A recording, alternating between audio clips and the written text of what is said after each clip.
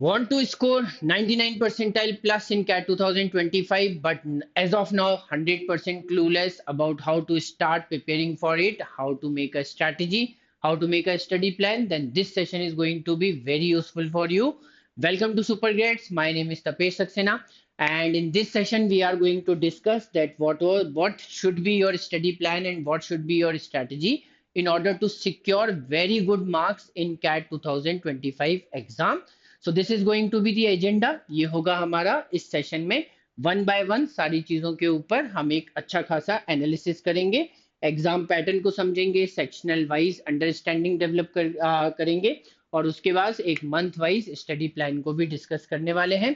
शुरू से आखिरी तक पूरा सेशन देखेंगे तो आपको बहुत सारे इंसाइट्स मिलने वाले हैं, ब्यूटीफुल इंसाइट्स हैं। इससे आपकी स्ट्रैटेजी भी डेवलप होगी, एक मेंटल स्ट्रक्चर बनेगा, सोचने का एक तरीका होगा कि कैसे जाना है और कैसे एग्जाम को जीत कर वापस आना है। ठीक है, तो चलिए फिर स्टार्ट कर देते हैं फटाफट। सबसे पहले समझ लेते हैं कि हमारा एग्जाम पैटर्न कैसा है और हमारा टारगेट कैसा होना चाहिए।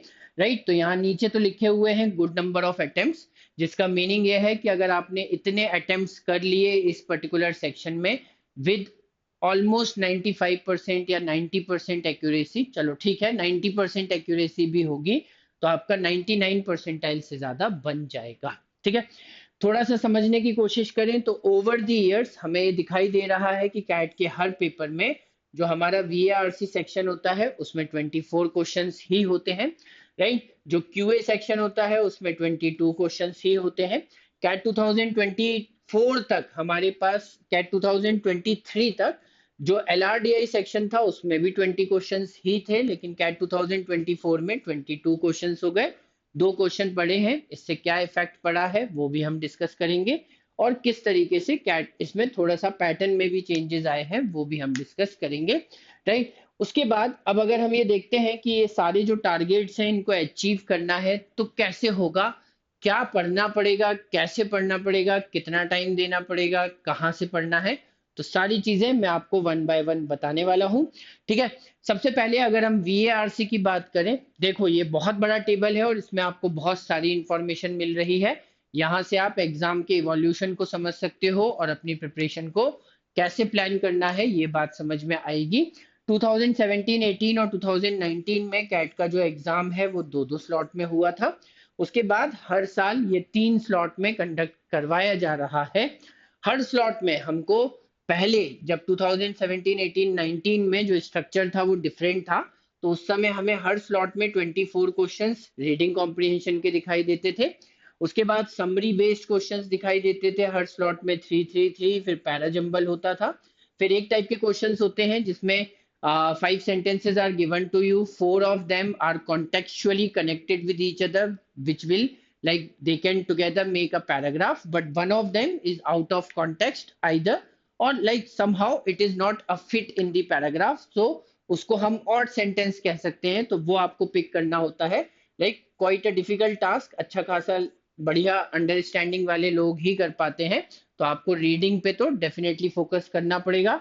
बहुत सारी रीडिंग करोगे, ऑथर के दिमाग को समझने की कोशिश करोगे, तभी इस टाइप के क्वेश्चंस को अच्छी तरीके से सॉल्व कर पाओगे। अभी जो रिसेंटली पैटर्न चल रहा है इसमें आरसी के 16 क्वेश्चंस आते हैं, देन समरी बेस्ड हमारे पास 3 क्वेश्चंस होते हैं, ऑड मैन आउट के 2 क्वेश्चंस हो सकते हैं और फिलर बेस्ड हमारे पास 3 क्वेश्चंस हो सकते हैं। ठीक है, तो ये एज ऑफ नाउ इस तरीके का पैटर्न हमें दिखाई दे रहा है।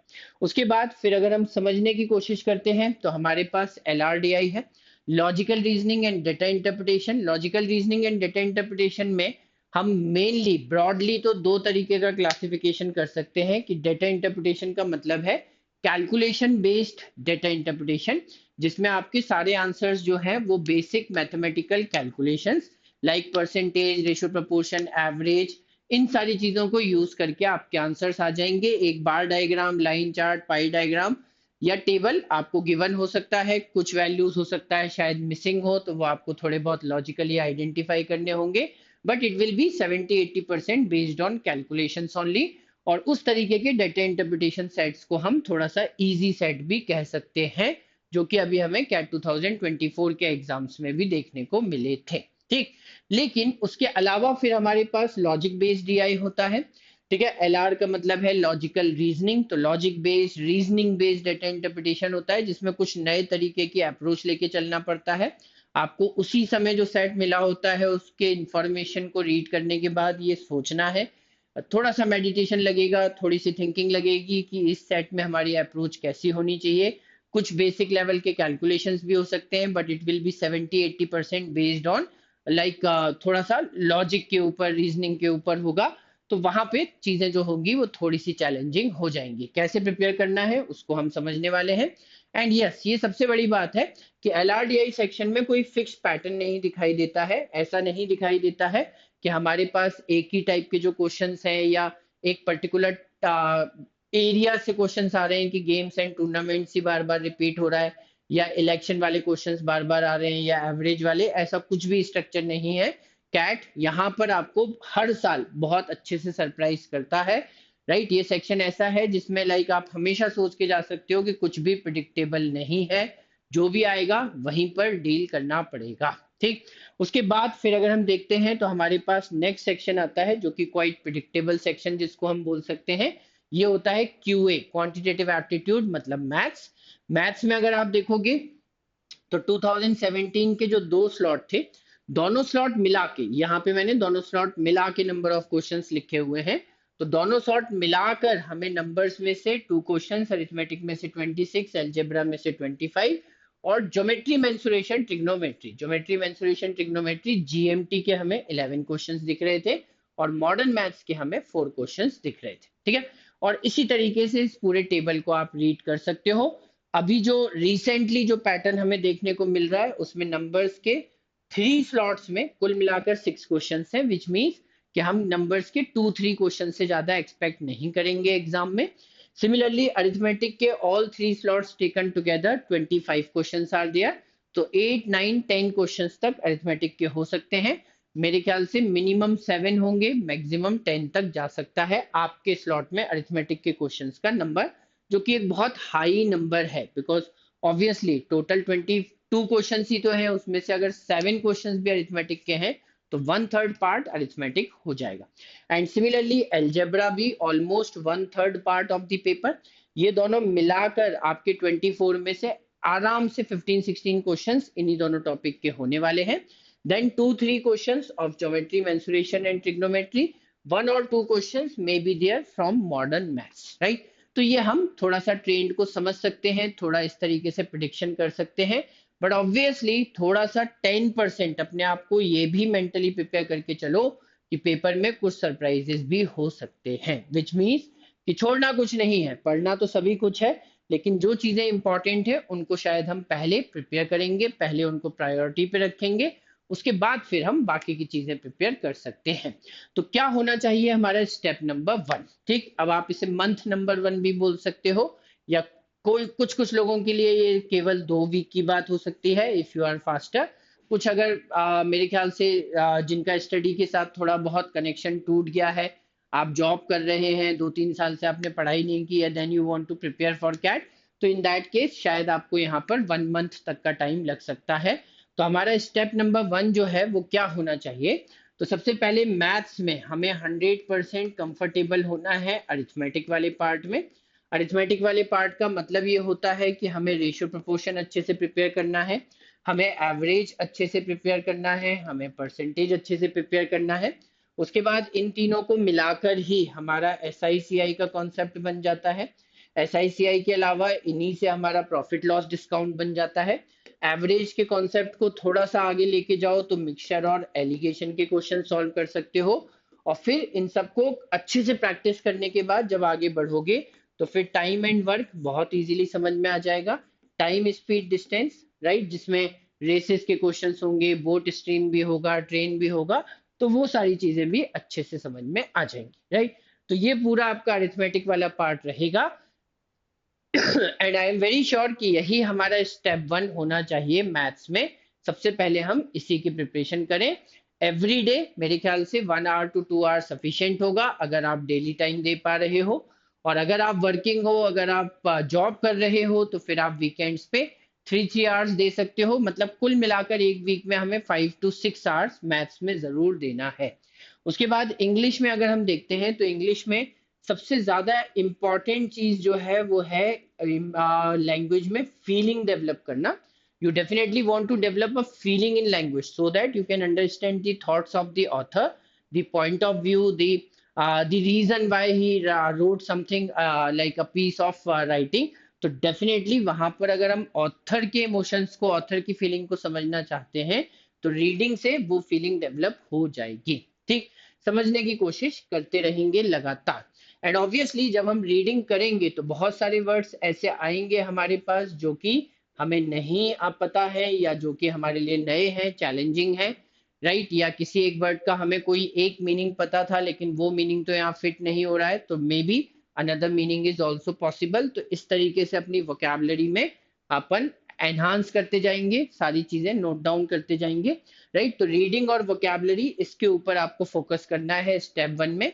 और मेरे ख्याल से कम 2 to 3 मंथ्स आपकी यही एक्सरसाइज चलनी चाहिए. आप ज्यादा से ज्यादा रीडिंग कीजिए, ज्यादा से ज्यादा पैसेज बेस्ड क्वेश्चन सॉल्व कीजिए, ज्यादा से ज्यादा वोकैबुलरी पे फोकस कीजिए. और अगर आपका टारगेट कैट के अलावा जो अदर मैनेजमेंट एंट्रेंस टेस्ट होते हैं लाइक एनमेट है, स्नैप है, महाराष्ट्र सीईटी है, अगर ये सब भी आपके टारगेट्स हैं तो डेफिनेटली आपको ग्रामर पे भी फोकस करना चाहिए. लेकिन वो मैं यहाँ मेंशन नहीं करूंगा because this study plan is specifically for CAT, right. बाकी के लिए फिर आपको यहाँ पे ग्रामर भी स्टार्ट कर देना चाहिए. उसके बाद फिर अगर हम एलआरडीआई में बात करें तो एलआरडीआई में आई विल ऑलवेज सजेस्ट कि सबसे पहले हम पजल्स को सॉल्व करना शुरू करें, राइट. आप गूगल पे या चैट जीपीटी पे कहीं पर भी चैलेंजिंग पजल्स लिख सकते हो, maths based puzzles, logic based puzzles या चैलेंजिंग पजल्स ओनली. तो फिर आपको बहुत सारे वहां पर इनपुट्स मिल जाएंगे, बहुत सारे वेबसाइट्स के नाम आ जाएंगे, बहुत सारी चीजें आ जाएंगी and then you start solving them. तो पजल से स्टार्ट करना is always a very good idea. अगर आप पजल्स को सॉल्व कर पा रहे हो मतलब आपका ब्रेन एक्टिवेट हो जाएगा एंड देन डेफिनेटली आप एग्जाम के क्वेश्चंस में भी बहुत कंफर्टेबल फील करोगे. तो ये तो हो गया हमारा स्टेप नंबर 1. उसके बाद जब हम स्टेप नंबर 2 में आगे बढ़ेंगे तो आई विल ऑलवेज सजेस्ट कि मैथ्स में हमारा स्टेप नंबर 2 होना चाहिए नंबर्स. ठीक है, नंबर्स के क्वेश्चंस हमको यहाँ पर सॉल्व करना है.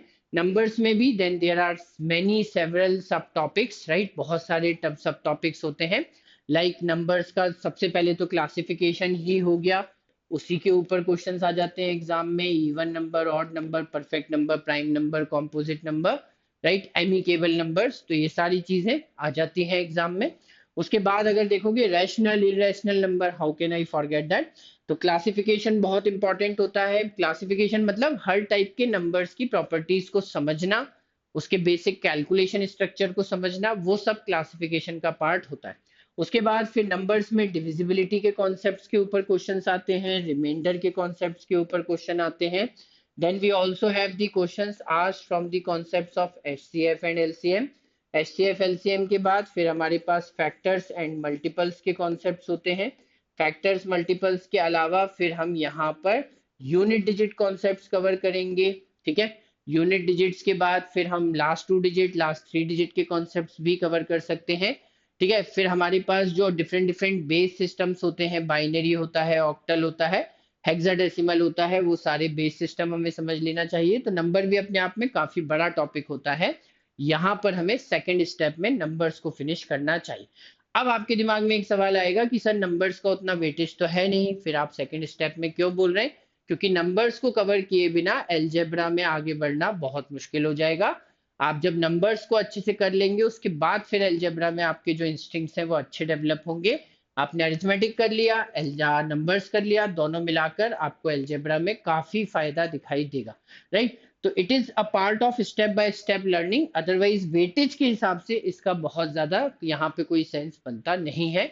आप इसको एंड में भी लेके जा सकते थे लेकिन प्रॉब्लम यह है कि बहुत ज्यादा ऑर्डर खराब हो जाएगा, आपको एलजेब्रा में बहुत सारी चीजें समझ में नहीं आएंगी. ठीक है, तो इसलिए इसको पहले कर लेना, उसके बाद फिर हम एलजेब्रा की तरफ आगे बढ़ेंगे.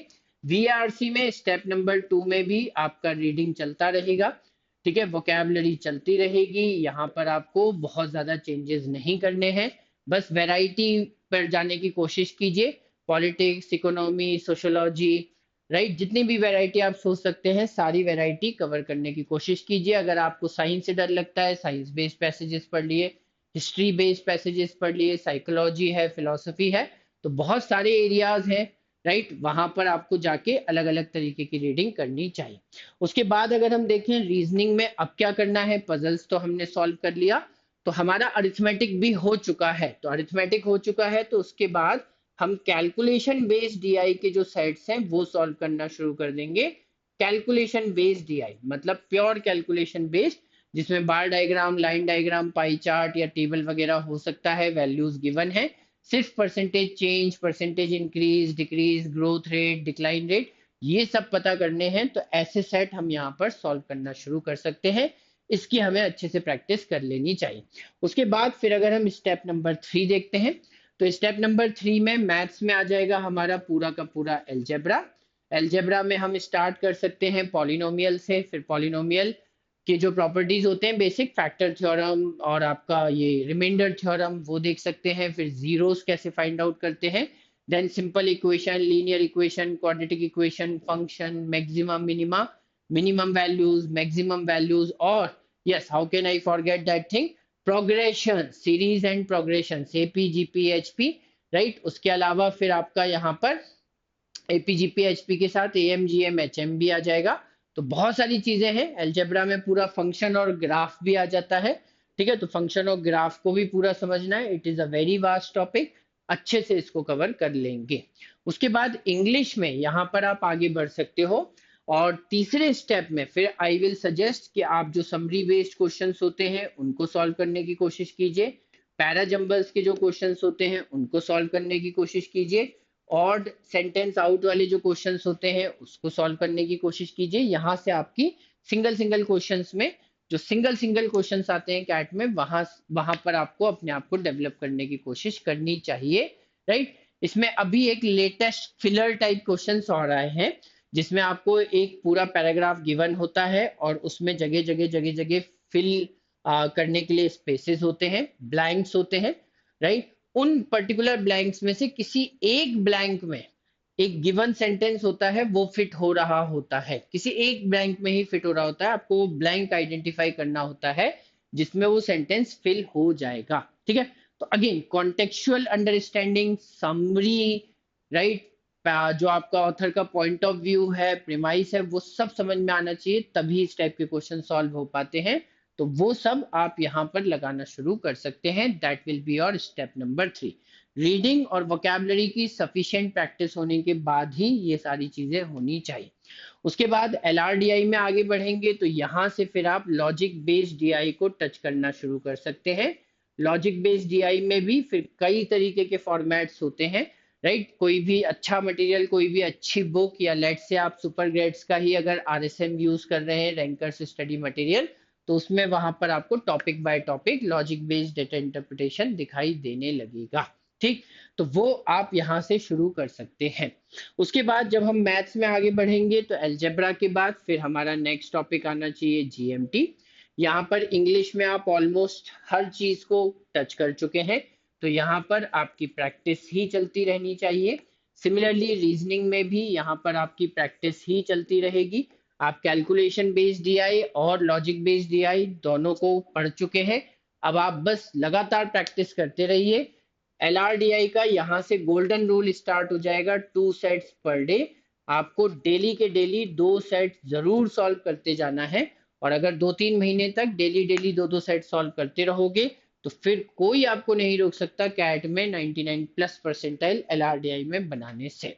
सिमिलरली अगर इंग्लिश में वीआरसी की मैं बात करूं, तो 2 आरसीज एवरी डे, राइट। तो 2 आरसीज पर डे यहाँ से सॉल्व होना शुरू हो जाएगा, और अब आगे इंग्लिश में और रीजनिंग में यही प्रोसेस आपकी लगातार चलती रहेगी। 2 RCs per day, and yes right, 10 single questions, right. तो सिंगल क्वेश्चंस पर डे इतना और करना चाहिए। अब ये सिंगल क्वेश्चन आप किसी एक दिन में समरी ले सकते हैं, किसी एक दिन में पैराजंबल, किसी एक दिन में कुछ और, तो इस तरीके से आप इसको प्लान कर सकते हैं। मैथ्स में अभी भी आपका सिलेबस चल रहा है, अभी भी आपकी पढ़ाई चल रही है, अभी फतह खत्म नहीं हुआ है। Actually maths is very vast, इसी का सिलेबस सबसे बड़ा होता है। जीएमटी के बाद भी आपका मॉडर्न मैथ्स बच जाता है। ठीक है, जीएमटी तो नाम से ही समझ में आ रहा है, ज्योमेट्री, मेंसुरेशन, ट्रिग्नोमेट्री।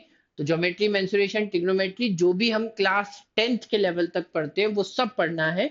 उसमें ट्राइंगल, सर्कल, क्वाड्रिलेटरल, पॉलीगॉन सब आ जाएगा। सॉलिड्स भी सारे आ जाएंगे, क्यूब, क्यूबाइड, सिलेंडर, कोन, स्फीयर, हेमिस्फीयर, फ्रस्टम वगैरह सब आ जाएगा उसमें। एंड साथ में मेंसुरेशन के भी सारे कॉन्सेप्ट्स होंगे, ट्रिग्नोमेट्री के सारे कॉन्सेप्ट्स होंगे, जिसमें हाइट एंड डिस्टेंस को भी आप इंक्लूड कर लीजिए। तो काफी बड़ा चैप्टर होने वाला है, टाइम लगेगा। उसके बाद जो हमारा स्टेप नंबर 5 है उसमें मॉडर्न मैथ्स आता है। मॉडर्न मैथ्स में परम्यूटेशन कॉम्बिनेशन आ जाएगा, प्रोबेबिलिटी आ जाएगा, सेट थ्योरी और वेन डायग्राम वाले सारे के सारे कॉन्सेप्ट्स आ जाएंगे, और स्टैटिस्टिक्स आ जाएगा। Statistics recently has become a very important part of all the competitive exams, so definitely we must cover it with full enthusiasm. आने वाली चीज है, एग्जाम में पढ़ के जाओगे फायदा होगा। ठीक, उसके बाद अगर हम देखते हैं तो इंग्लिश और रीजनिंग में तो मैंने आपको बताया कि प्रैक्टिस ही लगातार चलती रहेगी। आप चाहो तो सेक्शनल टेस्ट सॉल्व कर सकते हो, और फिर आपका जो स्टेप नंबर 6 है, जब इतना सब कुछ हो जाएगा तो उसके बाद तो फिर आपको सेक्शनल टेस्ट ही सॉल्व करते रहना है तीनों सेक्शन के। स्टेप नंबर 6 का मतलब होता है सेक्शनल टेस्ट, राइट। हर सेक्शन में हम लगातार सेक्शनल टेस्ट जो है वो सॉल्व करते रहेंगे। ठीक है, हो सकता है क्योंकि सेक्शनल टेस्ट थोड़े से लेंदी होते हैं, राइट, आप एक दिन में एक ही सेक्शन का टेस्ट लगा पाएंगे, क्योंकि उसके बाद उसे एनालाइज भी करना है, उसको पूरा समझना है, कोई डाउट आता है तो अपने टीचर्स के साथ डिस्कस भी करना है। तो आई विल सजेस्ट कि मंडे को हमने ले लिया मैथ्स, तो फिर ट्यूसडे को आ जाएगा इंग्लिश, वेडनेसडे को आ जाएगा रीजनिंग, फिर हम बोलेंगे कि थर्सडे को आ गया वापस से मैथ्स, फ्राइडे को आ गया इंग्लिश, सैटरडे को आ गया रीजनिंग, और हर संडे में हमें डेफिनेटली 100% सुपर कैट, मतलब जो कैट के पैटर्न के मॉक टेस्ट होते हैं, which are provided to you by super cats, उसको हम कहते हैं सुपर कैट। तो ये सुपर कैट भी आपको सॉल्व करते जाना है। ठीक, हर संडे को एक एक सुपर कैट आप अटेम्प्ट करते जाएंगे। और इन केस अगर आप कैट के अलावा कोई और मैनेजमेंट एंट्रेंस टेस्ट भी प्रिपेयर कर रहे हैं, लाइक जेट है, ठीक है, महाराष्ट्र सीईटी है, एनमेट है, स्नैप है, तो उसके भी मॉक टेस्ट आपको मिलते जाएंगे, तो वो भी आप डेफिनेटली यहाँ पर स्टार्ट कर सकते हैं। ठीक है, और ये सारी प्रोसेस जो है ये फिनिश हो जाएगी, which means you will be all set for CAT, और आप कैट में बहुत अच्छा स्कोर, बहुत अच्छा परसेंटाइल बनाकर आ जाएंगे। ठीक, तो चलिए फिर इस स्ट्रेटेजी को, इस स्टडी प्लान को अच्छे तरीके से फॉलो कीजिए, अपनी हेल्थ और फिटनेस का ध्यान रखिए, पढ़ते रहिए, आगे बढ़ते रहिए। All the very best.